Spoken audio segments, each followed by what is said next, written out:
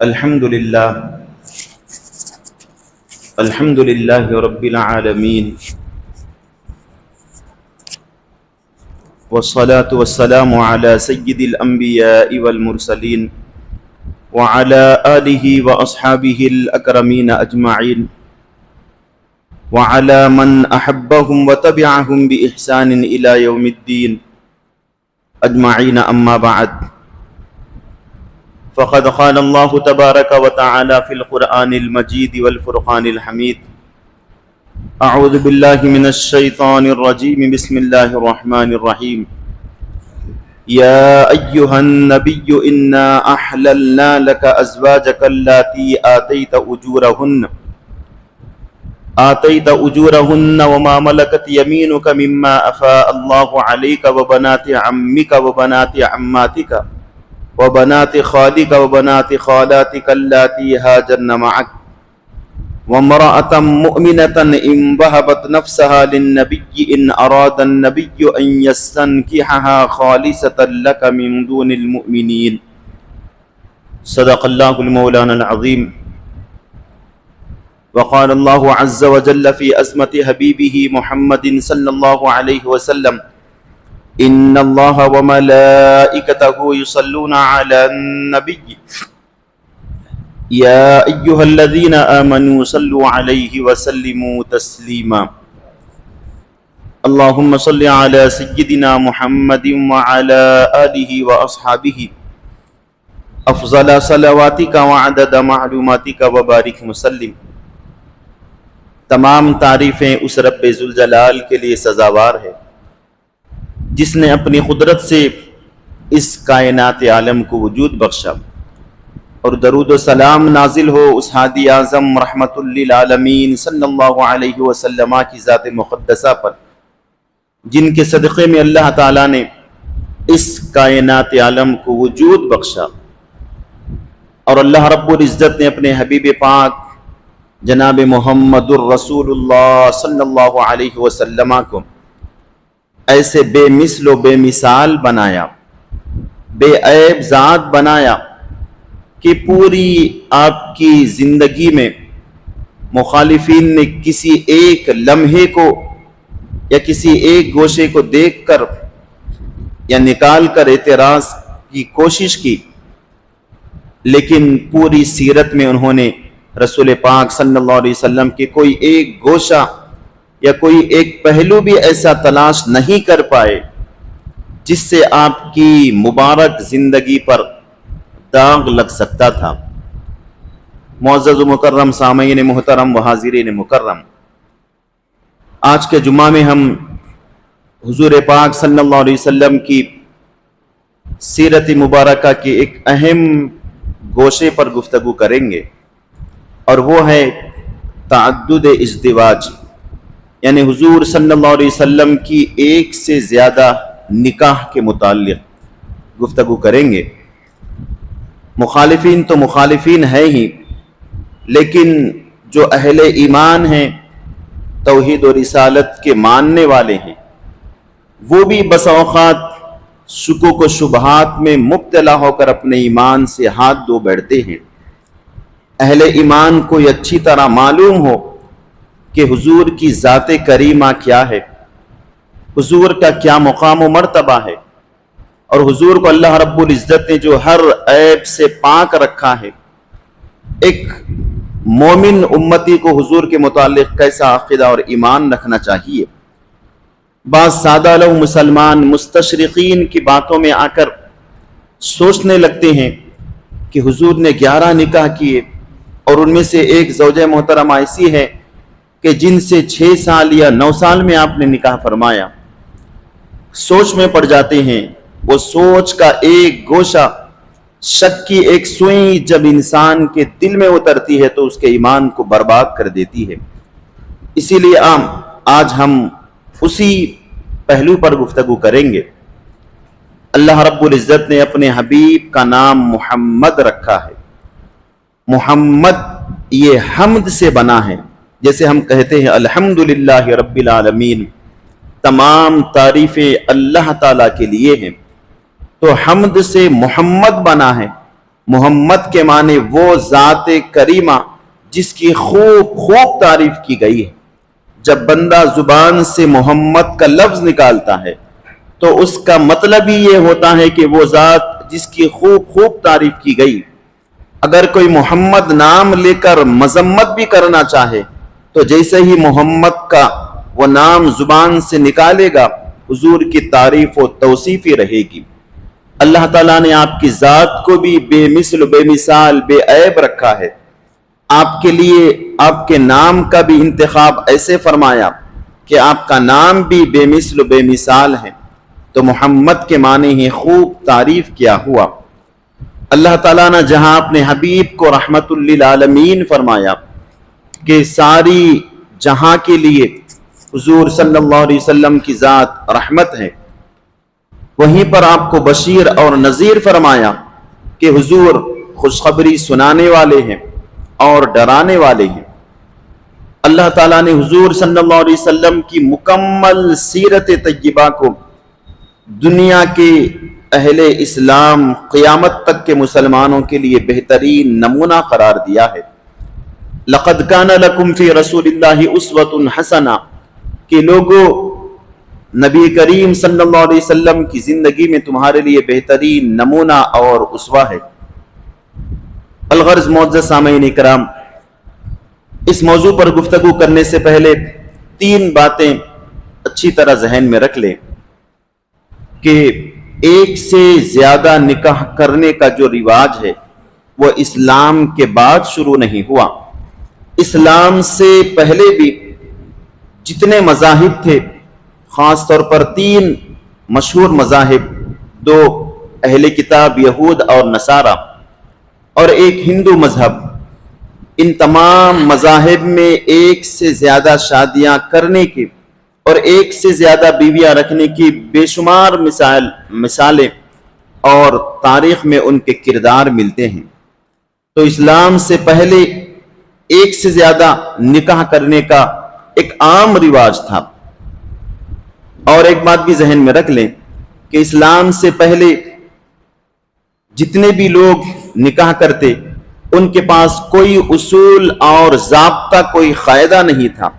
ایک مرد کئی بیویاں اپنے نکاح میں رکھتا اور ایک عورت اپنے لیے کئی شوہروں کا انتخاب کرتی۔ جیسے ہم تاریخ میں پڑھتے ہیں کہ ایک عورت کے 5 شوہر ہیں، اسی طرح ایک مرد کئی بیویاں رکھتا، اس کے لیے کوئی قاعدہ ضابطہ نہیں تھا۔ دوسری بات، جب ایک خاتون بوڑھی ہو جاتی، عمر کے سن ایاس کو پہنچ جاتی، تو اسے ناکارہ سمجھ کر بس چھوڑ دیا جاتا، اس کے ساتھ کوئی مہربانی کا معاملہ نہیں کیا جاتا۔ اب نئی نویلی نوجوان عورت سے نکاح کیا جاتا جو اس کے خواہشات کی تکمیل کرتی۔ تو پہلی بات، اسلام سے پہلے بھی عیسائیت میں، یہودیت میں اور دیگر مذاہب میں ایک سے زیادہ شادیوں کی متعدد مثالیں ملتی ہیں۔ ہر ایک کا نام لینا ضروری نہیں ہے، اشارتاً آپ سمجھ جائیے۔ اب جو اہل کتاب ہیں یہود و نصارہ، وہ رسول اللہ صلی اللہ علیہ وسلم پر اعتراض کرتے ہیں کہ محمد الرسول اللہ نے 11 شادیاں کی ہیں، اور ان میں سے تو ایک خاتون ایسی ہیں کہ جن کی عمر 6 سال تھی، 6 سال کی عمر میں نکاح کی۔ محمد بڑے فیشنیبل انسان تھے، نعوذ باللہ، بڑے جنس پرست تھے، خواہش پرست تھے، انہوں نے 11 شادیاں کی۔ اعتراض وہ کرتے ہیں، لیکن ہمارے اہل ایمان نا علمی، کم علمی، سیرت النبی کا مطالعہ نہ ہونے کی وجہ سے ان کی باتوں میں آ کر کچھ سوچنے پر مجبور ہو جاتے ہیں۔ وہ سوچ ہی انسان کے ایمان کو برباد کر دیتی ہے۔ تو حضور کی ازدواجی زندگی کے متعلق بحث کرنے سے پہلے اہم 3 باتیں یاد رکھیں۔ پہلی بات یہ ہے کہ حضور صلی اللہ علیہ وسلم نے ایک سے زیادہ جتنے بھی نکاح کیے ہیں، عام طور پر آپ کی عمر 55 سال سے تجاوز کرنے کے بعد کی ہے۔ آفٹر 55 ایئرس آپ نے ایک سے زیادہ نکاح کیے ہیں، یہ ایک بات ذہن میں رکھیے۔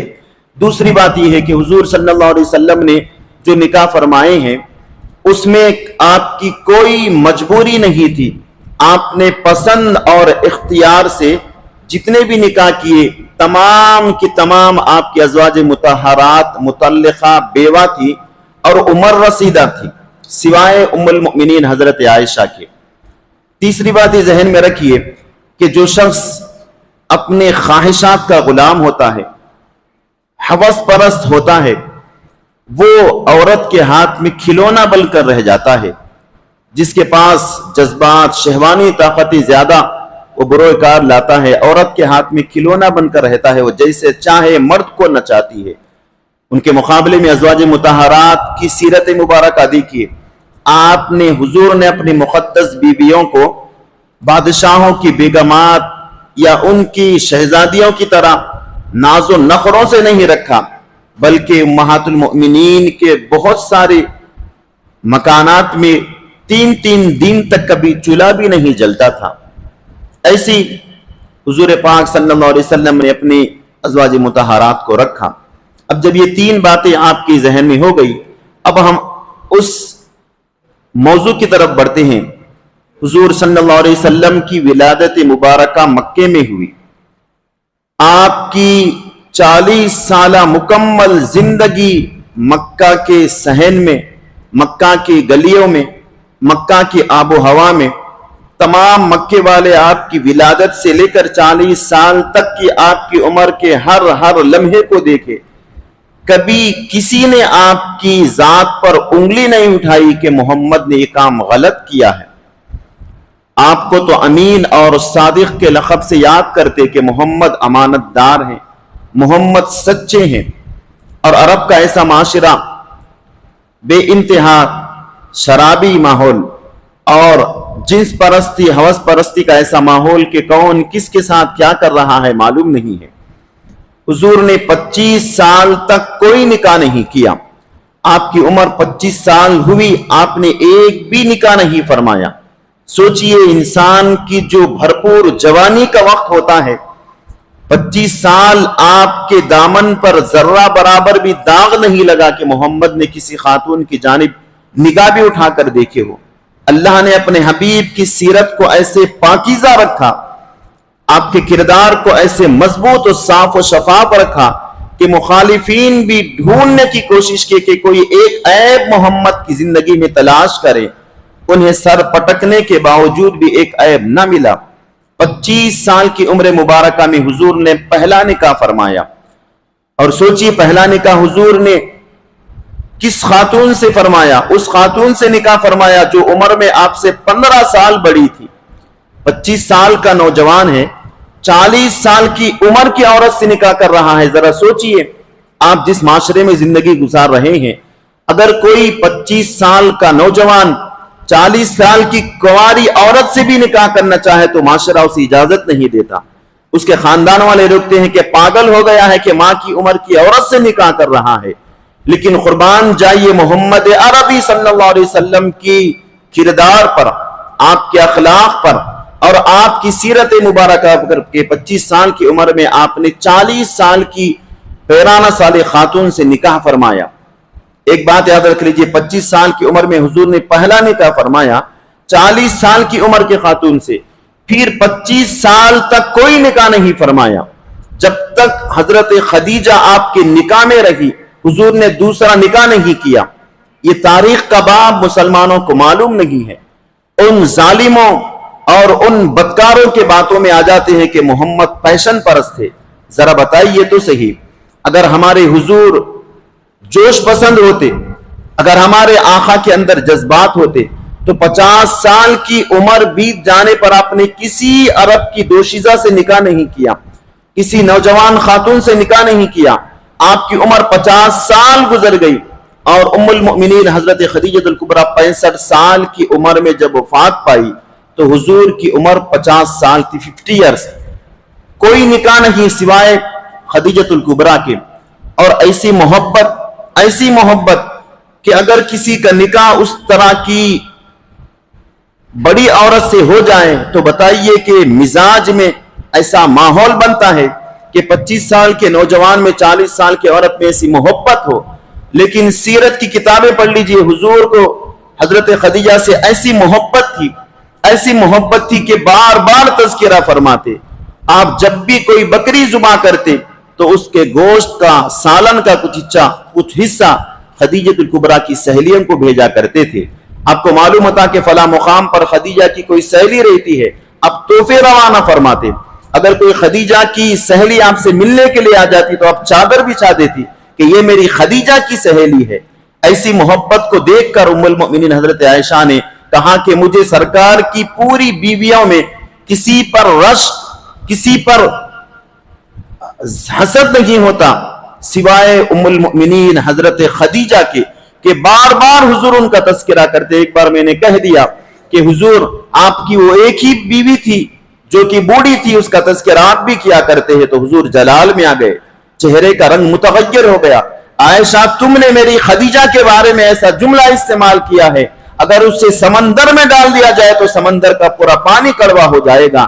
سنو، خدیجہ نے اس وقت میری مدد کی جبکہ پورے مکے والے مجھ سے دور ہو گئے تھے.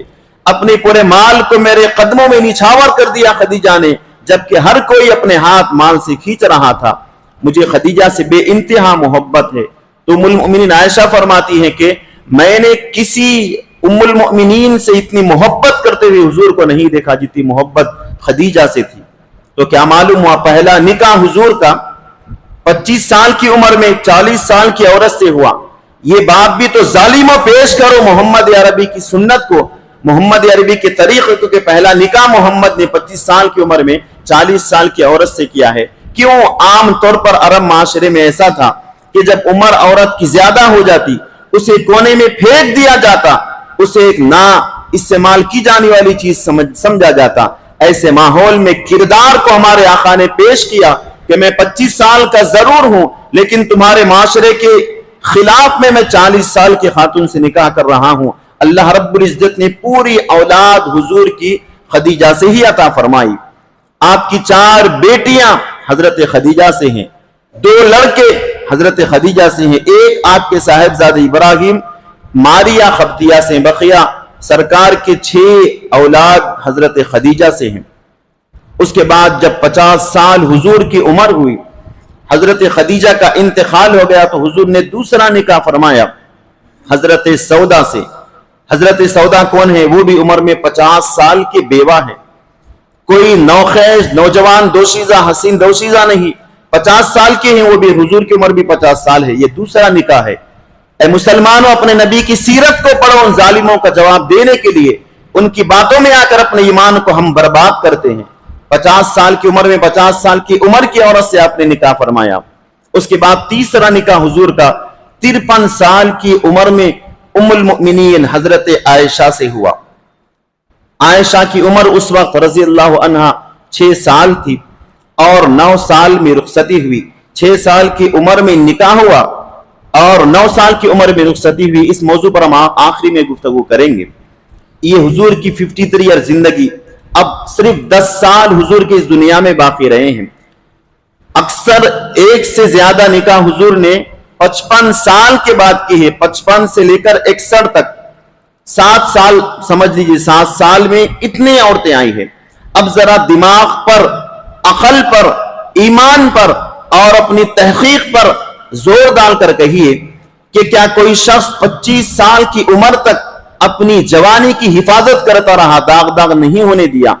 50 سال کی عمر تک اس نے صرف ایک ہی خاتون سے نکاح کیا جو کہ عمر میں 15 سال بڑی تھی. اب جیسے ہی 53 سال 55 سال ہو گئے، کیا اس شخص کے خواہشات میں ایسی حیوانیت آ جاتی ہے کہ 11 بیویاں بھی اس کے تسکین کا سبب نہیں بنتی؟ تو عقل اور علم اور تحقیق جواب دیتی ہے کہ یہ بات غلط ہے. انسان کی جو نوجوانی کا مرحلہ ہوتا ہے وہ خواہشات کے امنگوں کا ہوتا ہے، اس کے اندر جذبات ٹھاٹے مارتے سمندر کی طرح ہوتے ہیں. 50 سال 55 سال تو ریٹائرمنٹ کے قریب کی عمر ہوتی ہے. تو یہ سیرت کا بام مسلمانوں کو معلوم نہیں ہے. ہمیں غیروں سے کوئی سروکار نہیں ہے، وہ ظالم کسی بھی مذہب پر رہیں، لیکن ہمارے اسلام کے ماننے والے نبی کی سیرت نہ پڑھنے کی وجہ سے ان کی باتوں میں آ کر شکوک و شبہات میں مبتلا ہوتے ہیں، اپنے ایمان کو برباد کرتے ہیں. اب یہاں تک آپ پہنچ گئے ہیں کہ حضور نے 50 سال کی عمر تک ایک ہی زوجہ کو اپنے نکاح میں رکھا، وہ خدیجہ الکبریٰ رضی اللہ تعالیٰ عنہا تھی۔ آپ کے وصال کے بعد دوسرا نکاح 50 سال کی عمر میں حضرت سودا سے فرمایا، وہ بھی عمر میں 50 سال کی بیوہ تھی۔ اور حضرت خدیجہ سے جو آپ نے نکاح فرمایا، آپ کے نکاح سے پہلے 2 شوہروں کے نکاح میں تھی۔ وہ 2 شوہر تھے حضرت خدیجہ کے، ایک کا انتقال ہوا، دوسرے سے نکاح ہوا، ان کا انتقال ہوا، 2 بچے بھی تھے، ایسے خاتون سے نکاح۔ اس کے بعد ام المؤمنین حضرت عائشہ سے تیسرا نکاح۔ اس کے بعد 7 سال کے عرصے میں آپ کے ازواج مطہرات میں اور دیگر خواتین بھی آئی، وہ سب کی سب یا تو بیوہ تھی یا تو مطلقہ تھی۔ کوئی نوجوان حسین و جمیل کم عمر والی دوشیزہ نہیں تھی۔ اب بتائیے، وہ شخص جس کے ہاتھ میں پوری مدینے کی بے تاج بادشاہی ہو، اور وہ ذات جس کے نام سن کر خیسر و کسرا کانپ رہی ہوں، اگر اس کے اندر شہوت پسندی ہوتی تو بتائیے حسین دوشیزہ کا نکاح کے لیے انتخاب کرتا یا کسی بیوہ کا انتخاب کرتا؟ تو ایک چھوٹے سے عقل رکھنے والا بچہ بھی کہے گا کہ اگر میرے پاس حکومت، ستوت، دولت آ جائے تو میں دنیا کی سب سے حسین عورت سے نکاح کروں گا، سب سے کم عمر عورت سے نکاح کروں گا۔ ہمارے معاشرے کے بوڑھے بھی 80 سال کے ہو گئے ہیں، نکاح کا ارادہ ہوتا ہے تو 18 سال کی لڑکی چاہیے۔ لیکن حضور نے اپنی امت سے کیا فرمایا کہ تم دوشیزہ عورت سے نکاح کرو، حسین نوجوان سے نکاح کرو۔ حضرت جابر بن عبداللہ رضی اللہ تعالیٰ عنہ حضور کی بارگاہ میں ایک مرتبہ آئے، چہرے پر خوشبو اور مسرت کے آثار تھے۔ پوچھا کہ جابر کیا تم نے نکاح کیا ہے؟ عرض کیا کہ ہاں یا رسول اللہ نکاح کیا ہے۔ آپ نے فرمایا ہل بکرن ام سیبن، کیا تم نے باکرہ عورت سے کیا ہے یا سیبہ سے، یعنی مطلقہ بیوہ سے کیا ہے یا نوخیز دوشیزہ سے؟ انہوں نے کہا کہ رسول اللہ میں نے سیبہ سے کیا ہے جو کہ مطلقہ تھی یا شادی شدہ تھی۔ حضور نے فرمایا کیا ہی اچھا ہوتا تم دوشیزہ لڑکی سے نکاح کرتے۔ حضور اپنی امت کو یہ پیغام دے رہے ہیں کہ دوشیزہ نوخیز حسن و جمال والی سے نکاح کرو، لیکن اپنے لیے کچھ الگ چیز پسند کرتے ہیں۔ اس کا سبب کیا ہے ہم گفتگو کریں گے۔ تو فرمایا کہ اگر تم دوشیزہ سے نکاح کرتے تو وہ تمہارے ساتھ ہنسی مذاق کرتی، تم اس کے ساتھ ہنسی مذاق کرتے، وہ تمہارے ساتھ کھیلتی، تم اس کے ساتھ کھیلتے، یعنی اخلاق و کردار میں بھی محبت میں اضافہ ہوتا۔ امت کے لیے حکم یہ ہے، اور اپنے لیے نبی کریم صلی اللہ علیہ وسلم نے سوائے حضرت عائشہ کے کسی دوشیزہ کو نکاح میں نہیں لایا، اور یہ حضور کی مجبوری نہیں تھی، حضور کا انتخاب اور اختیار تھا، مجبوری نہیں تھی۔ اگر چاہتے تو مکے والوں نے تو یہ کہا تھا کہ محمد جو مشن کو آپ چلا رہے ہیں اسے اگر روک دیں تو آپ کیا چاہتے ہیں، دنیا کے حسن کا آپ کے پیروں میں لا کر رکھ دیں گے۔ اگر دولت چاہتے ہیں کہ تو دولت کے انبار لگا دیں گے، اگر حکومت چاہتے ہیں تو ہم آپ کو اپنا سردار بنا لیں گے۔ آقا نے کیا فرمایا، میرے ایک ہاتھ میں چاند دوسرے ہاتھ میں سورج کو بھی رکھ دو، یہ اسلام کی تبلیغ سے پھرنے والا نہیں ہو۔ اللہ نے ہمارے نبی کی سیرت کو قیامت تک کے لوگوں کے لیے اسوہ بنایا ہے۔ اب اس کے بعد آئیے، یہ بات تو معلوم ہو گئی کہ حضور نے جو 1 سے زیادہ نکاح کیے تھے جذبات، حیوانیت یا جنس پرستی نہیں تھی، تو پھر کیا وجہ تھی کہ حضور نے اتنے نکاح کیے؟ وجہ کیا ہے؟ اس کی وجوہات پر آپ تاریخی اعتبار سے بھی اور ایمانی اعتبار سے بھی غور کریں اور غور سے ان باتوں کو سنیں، تاکہ کل کوئی تم سے سوال کرے تو اس کا سوال کا جواب دیں۔ حضور کی 11 بیویوں میں پوری کی پوری بیوائیں تھی یا مطلقہ تھی، کوئی ایک ام المؤمنین حضرت عائشہ کے علاوہ کوئی حسین دوشیزہ نہیں تھی، سب بیوائیں تھیں۔ اب آئیے، حضور نے یہ متعدد نکاح کب کیے؟ 55 سال سے لے کر 61 سال تک، 6-7 سال کی عمر میں آپ کے ساتھ نکاح ہوئے۔ اس سے پہلے 2 ہی امہات المؤمنین آپ کے نکاح میں رہے۔ اب اس کے مقاصد کیا رہے ہوں گے، اس کے اغراض کیا رہی ہوں گے، وجوہات کیا رہی ہوں گے، اس پر بہت سارے اسلام کے اسکالرز نے گفتگو کی ہے۔ اسلام کے محققین نے، علماء نے، محققین نے اور محدثین نے تفصیل سے لکھا ہے۔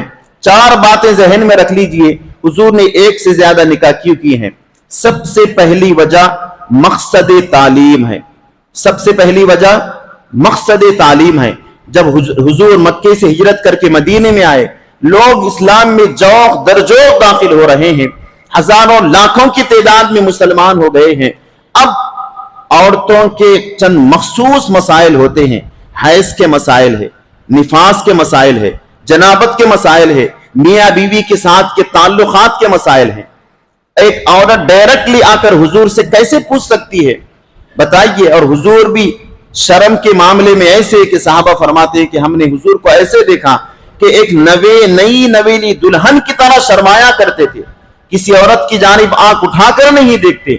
ام المؤمنین فرماتی ہیں کہ خاتون آئی حضور کی بارگاہ میں، سرکار بیٹھے ہوئے تھے، انہوں نے کہا کہ یا رسول اللہ میں حیض سے فارغ ہو گئی ہوں، جنابت غسل حیض کیسے کروں؟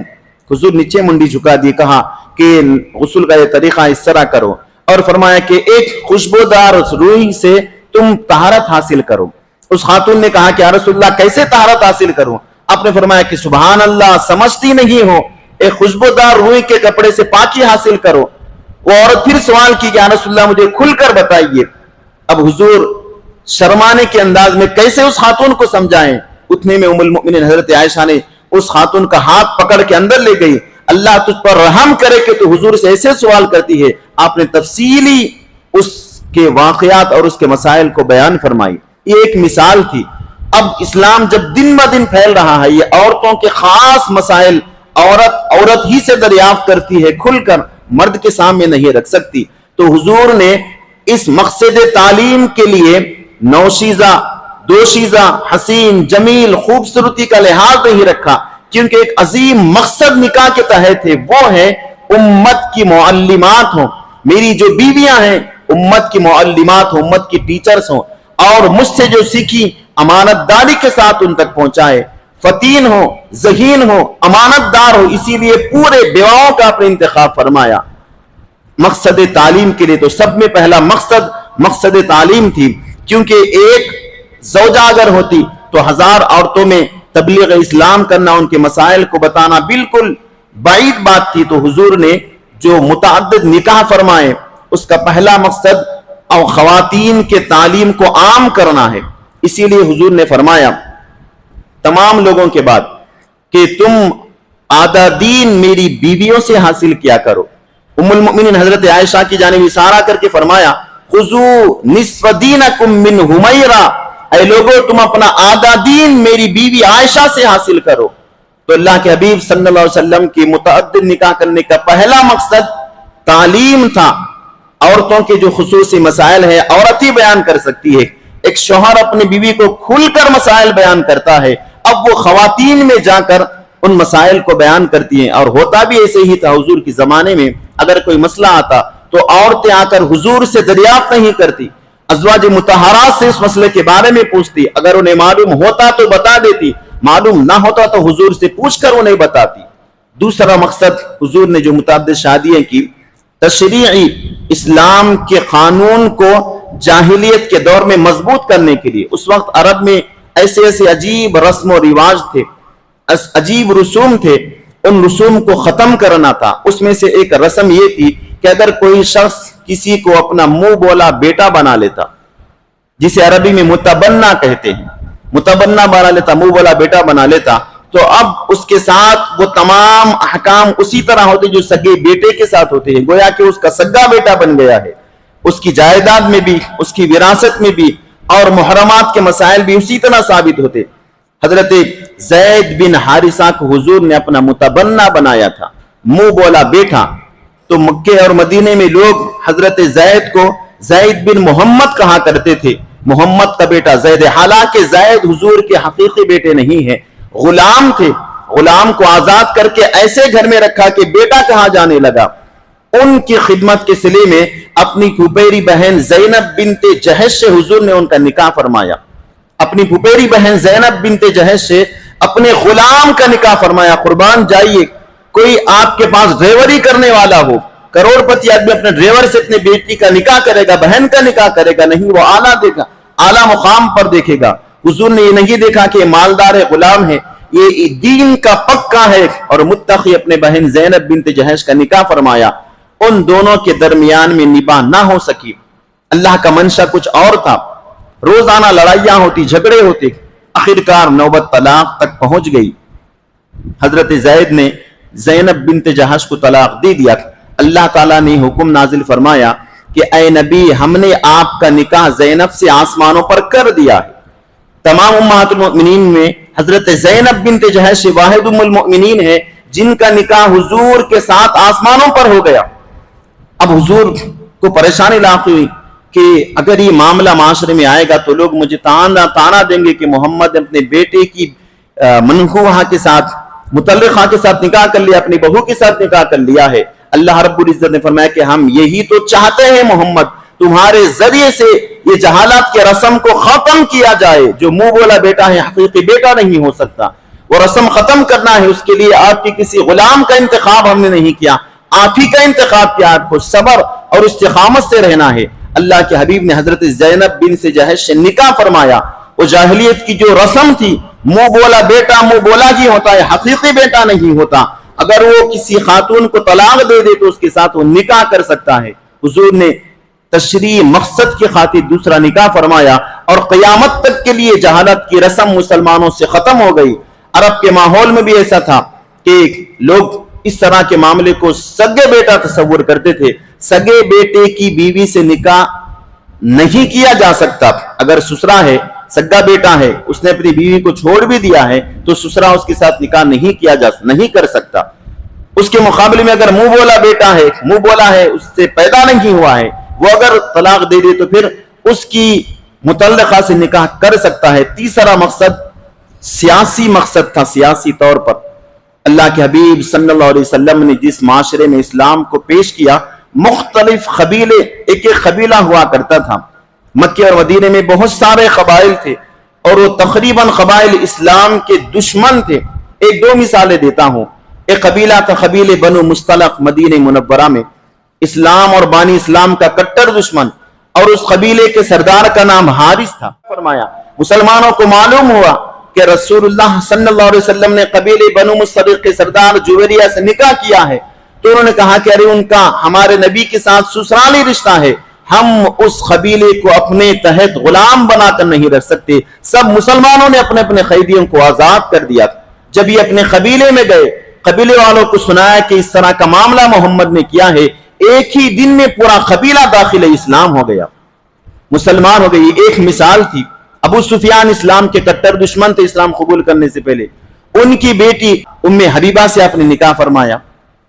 اس سے یہ ہوا کہ پورے وہ جو کٹر دشمنی تھی ابو سفیان کی ذرا کم ہو گئی۔ اس طرح کے بہت سارے قبائل تھے جو اگر کوئی ان کی قبیلے سے کوئی عورت سے نکاح کرتے تو پورا قبیلہ تائید میں آ جاتا۔ تو تیسرا سیاسی سبب تھا، اور چوتھا اہم سبب اور آخری سبب بیان کر کے گفتگو ختم کریں گے کہ سماجی سبب تھا۔ اللہ کے حبیب صلی اللہ علیہ وسلم پر بہت سارے صحابہ کرام نے اپنی جانیں، اپنی مال، اپنی دولت سب کچھ قربان کر دیا۔ حضرت ابوبکر صدیق ہے، عمر بن خطاب، عثمان بن عفان ہیں، اس طرح کے بے شمار صحابہ کرام نے اپنا جان مال حضور پر قربان کر دیا۔ حضور نے فرمایا کہ میں نے مجھ پر جتنے لوگوں نے احسان کیا ہے ان سب کا بدلہ دنیا میں نے چکا دیا ہے، سوائے ابو بکر ابن ابو قحافہ کے، کہ میں نے ابو بکر کے بدلے کو دنیا میں نہیں چکایا ہے، کل قیامت کے دن میرا رب ابو بکر کو بدلہ دے گا۔ تو حضور نے چاہا کہ اپنے غلاموں کو کچھ نوازیں، اسی لیے آپ نے ان کی بیٹیوں سے نکاح فرمائے۔ حضرت صدیق اکبر کی صاحبزادی حضرت عائشہ سے حضور نے نکاح فرمایا۔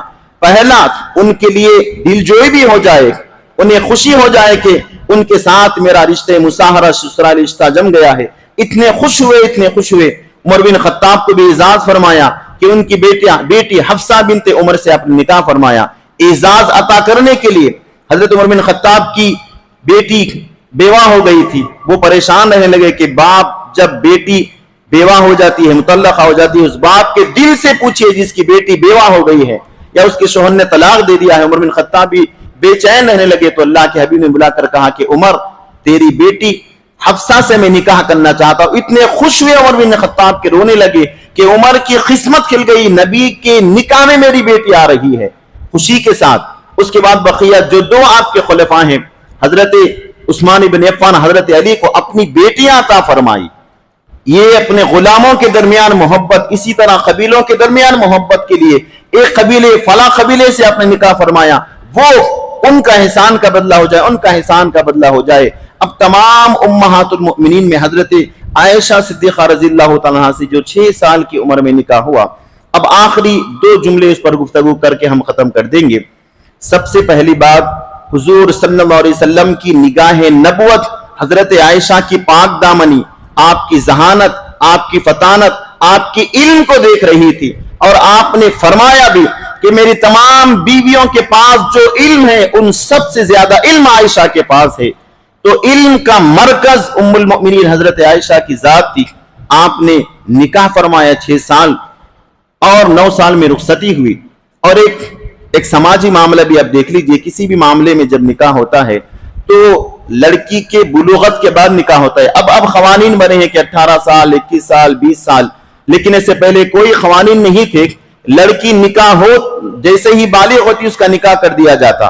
اب لڑکی کی بلوغت کا تعلق بھی الگ الگ ممالک اور آب و ہوا پر، ان کی غذا پر مشتمل ہوتا ہے۔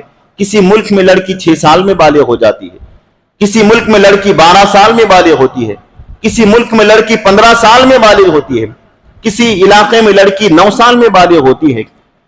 اس وقت عرب کے ماحول میں 6 سے 9 سال تک کے عرصے میں لڑکیاں بالغ ہو جایا کرتی تھی، اور 9 سال کی بچیوں سے نکاح عام تھا۔ اب ہندوستان کی آب و ہوا ہے، یہاں پر عمر کو زیادہ لگے گی، یہاں کے رہن سہن، لائف سٹائل، تو انسان کے طرز زندگی پر اس کا دار و مدار ہے۔ اور قوانین بھی دیکھیے، یورپ کے قوانین الگ ہیں نکاح کے لیے، ہندوستان کے پاس الگ ہیں، عرب ممالک میں الگ ہے۔ اگر ایک ہی قانون سب جگہ چپکاتے رہیں گے تو پھر انسانیت ختم ہو جائے گی۔ مثلا اسلام کا قانون ہے کہ چوری کرے تو ہاتھ کاٹ دیا جائے، اگر شادی شدہ مرد کسی عورت کے ساتھ زنا کرے تو اسے رجم کر کے ختم کر دیا جائے۔ 53 اسلامی کنٹریز میں یہ قانون ہے۔ اگر کوئی یہ قانون کو ہندوستان میں نافذ کرے تو آپ کیا کہیں گے؟ وہ کیسے ہم قبول نہیں کریں گے؟ تو ارے بدبخت انسان تو ہندوستان کا رہنے والا ہے، یہاں کے قوانین کو عرب کے ماحول میں تو کیسے جوڑے گا؟ اسلام منع کرتا ہے کہ کسی مذہبی شخصیات کو برا بلا نہ کہیں، ہم نہیں کہتے، لیکن جب ہمارے نبی کی شان پر کچھ تہمت لگائی جائے۔ حضور نے جب نکاح فرمایا تو اہم مقصد علم تھا، اس لیے حضور نے فرمایا کہ خذو نصف دینکم من حمیرہ، کہ لوگو تم نصف دین میری بیوی عائشہ سے لیا کرو۔ اب کم عمر میں نکاح کرنے کا ایک اہم مقصد یہ ہے کہ حضور نے یہ چاہا کہ ایسی دوشیزہ سے نکاح کریں جس کے دل اور دماغ میں کوئی دوسرے تفکرات نہ آئے۔ جب لڑکی بالغ ہو جاتی ہے، 18-20 سال ہو جاتی ہے، دنیا کی مختلف چیزیں اس کے دل میں آ جاتی ہے، حضور نے چاہا کہ اس کا دل آئینے کی طرح ہو، اور اس آئینے پر سیرت نبوی کا نقش ہو، علم مصطفیٰ کا نقش ہو۔ حضور نے انتخاب حضرت عائشہ کا فرمایا، اور خود صحابہ کرام فرماتے، حضرت ابو موسیٰ اشعری، بڑے بڑے صحابہ، جب ہم کسی مسئلے میں عاجز آ جاتے، اس مسئلے کا حل ہمیں نہ ملتا تو ام المؤمنین عائشہ کے پاس جاتے، چٹکیوں میں وہ مسئلے کو حل فرما دیتی۔ تو آدھا دین ام المؤمنین حضرت عائشہ سے امت کو پہنچا ہے۔ اب ظالموں بتاؤ، اگر ہمارے نبی شہوت پسند ہوتے، 50 سال تک ایک بیوہ خاتون کو نکاح میں نہ رکھتے، 25 نکاح پہلے ہی کر چکے ہوتے۔ آپ کے 55 سال کے بعد جو متعدد نکاح ہے، 55 سال کے بعد انسان کی پیرانہ سالی میں انسان داخل ہو جاتا ہے۔ تو یہ اہل ایمان کو چاہیے کہ اپنے نبی کی سیرت کو پڑھے، اپنے نبی کے کردار کو پڑھے۔ اللہ رب العزت نے اپنے نبی کے کردار کو بے مثل بے مثال بے عیب بنایا ہے۔ آپ کی طرح پوری انسانیت میں نہ کوئی آیا ہے، نہ قیامت تک آ سکتا ہے۔ اسی لیے آپ کو رحمت للعالمین بھی بنایا، خاتم النبیین بھی بنایا، اور آپ کی زندگی کو قیامت تک انسانیت کے لیے نمونہ بنایا۔ اللہ رب العزت کی بارگاہ میں دعا ہے کہ رب کریم ہم سب کو عقل سلیم عطا فرمائے۔ مولا ہمارے ایمان، ہمارے عقیدے میں پختگی عطا فرما۔ حضور پاک صلی اللہ علیہ وسلم کی سیرت مبارکہ، آپ کی کردار کو پڑھنے، سننے، اس پر عمل کرنے کی توفیق عطا فرما۔ مولا ایمان کی زندگی تو نے عطا فرمائی ہے، ہم سب کو ایمان کی موت نصیب فرما۔ وآخر دعوانا الحمدللہ رب العالمین۔